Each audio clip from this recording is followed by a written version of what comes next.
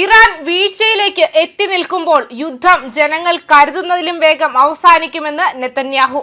മാത്രമല്ല, ഇറാനുമായുള്ള സംഘർഷത്തിലേക്ക് യുഎസിനെ ഇസ്രായേൽ കൊണ്ടുവന്നുവെന്ന ആരോപണങ്ങൾ ഇസ്രായേൽ പ്രധാനമന്ത്രി ബെഞ്ചമിൻ നെതന്യാഹു നിഷേധിക്കുകയും ചെയ്തിട്ടുണ്ട്.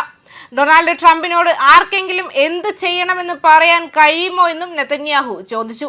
ഇറാൻ സംഘർഷം ജനങ്ങൾ കരുതുന്നതിലും വേഗം അവസാനിക്കുമെന്നും നെതന്യാഹു പറഞ്ഞു.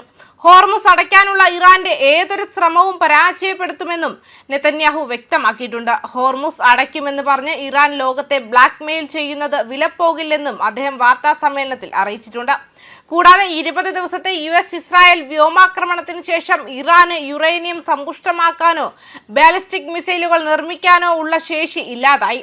നമ്മൾ വിജയിക്കുകയാണ്, ഇറാൻ നശിപ്പിക്കപ്പെടുകയാണ്. ഇറാന്റെ മിസൈൽ ഡ്രോണുകളുടെ ആയുധശേഖരം വൻതോതിൽ നശിപ്പിക്കപ്പെടുകയാണെന്നും അത് നശിപ്പിക്കപ്പെടുമെന്നും നെതന്യാഹു പറഞ്ഞു. ഈ മിസൈലുകൾ നിർമ്മിക്കുന്നതിനും അവർ നിർമ്മിക്കാൻ ശ്രമിക്കുന്ന ആണവായുധങ്ങൾ നിർമ്മിക്കുന്നതിനുമുള്ള ഘടകങ്ങൾ നിർമ്മിക്കുന്ന ഫാക്ടറികളെയാണ് നമ്മൾ ഇപ്പോൾ നശിപ്പിക്കുന്നത്. ഇറാന് ഇനി യുറേനിയം സമ്പുഷ്ടമാക്കാനുള്ള ശേഷിയില്ലെന്ന തന്റെ വാദത്തിന് നെതന്യാഹു തെളിവ് നൽകിയില്ല.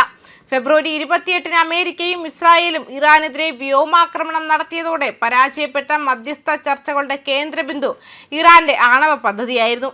ഇസ്രായേലിനും മറ്റ് ഗൾഫ് രാജ്യങ്ങൾക്കും നേരെ ഇറാൻ മിസൈലുകൾ വർഷിക്കുകയും ഹോർമുസ് കടലിടുക്ക് ഉപയോഗിക്കുന്നതിൽ നിന്നും ടാങ്കറുകളെ നിയന്ത്രിക്കുകയും ചെയ്തു. 3 ആഴ്ചയോളം നീണ്ടുനിന്ന യുദ്ധമുണ്ടായിരുന്നിട്ടും ഇറാനികൾ തങ്ങളുടെ സർക്കാരിനെ അട്ടിമറിക്കാൻ തെരുവിലിറങ്ങുമോ എന്ന് പറയാൻ ഇപ്പോഴും സമയമായിട്ടില്ലെന്നും നെതന്യാഹു പറഞ്ഞു. അത് കാണിക്കേണ്ടത് ഇറാനിയൻ ജനതയാണ്. നിമിഷം തിരഞ്ഞെടുക്കേണ്ടത് നിമിഷത്തിലേക്ക് ഉയരേണ്ടത് അവരാണെന്നും അദ്ദേഹം പറഞ്ഞു.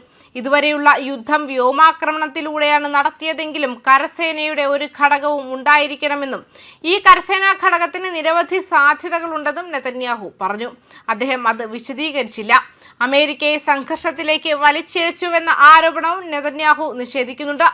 എന്തു ചെയ്യണമെന്ന് പ്രസിഡന്റ് ട്രംപിനോട് ആരെങ്കിലും പറയാൻ കഴിയുമെന്ന് ആരെങ്കിലും കരുതുന്നുണ്ടോ എന്നും അദ്ദേഹം പറഞ്ഞു.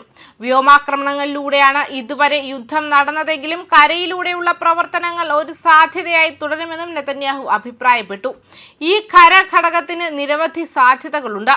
ഇറാന്റെ നേതൃത്വത്തിൽ അസ്ഥിരതയുടെ സൂചനകളിലേക്കും അദ്ദേഹം വിരൽ ചൂണ്ടി. ഇറാൻ ഇപ്പോൾ ആരാണ് നയിക്കുന്നതെന്ന് എനിക്ക് ഉറപ്പില്ല. ഉന്നത ഉദ്യോഗസ്ഥർക്കിടയിൽ വളരെയധികം പിരിമുറുക്കമുണ്ടെന്നും ചൂണ്ടിക്കാട്ടി നെതന്യാഹു പറഞ്ഞു. സംഘർഷം രൂക്ഷമാകുമെങ്കിലും സംഘർഷം ഒരു കലാപത്തിലേക്ക് നയിക്കുമോ എന്ന് പ്രവചിക്കാൻ വളരെ നേരത്തെയാണെന്നും അദ്ദേഹം പറഞ്ഞു. അത് കാണിക്കേണ്ടതും നിമിഷം തിരഞ്ഞെടുക്കേണ്ടതും നിമിഷത്തിലേക്ക് ഉയരേണ്ടതും ഇറാനിയൻ ജനതയാണെന്നും അദ്ദേഹം വ്യക്തമാക്കിയിട്ടുണ്ട്. ന്യൂസ് ഡെസ്ക് കർമ്മ ന്യൂസ്.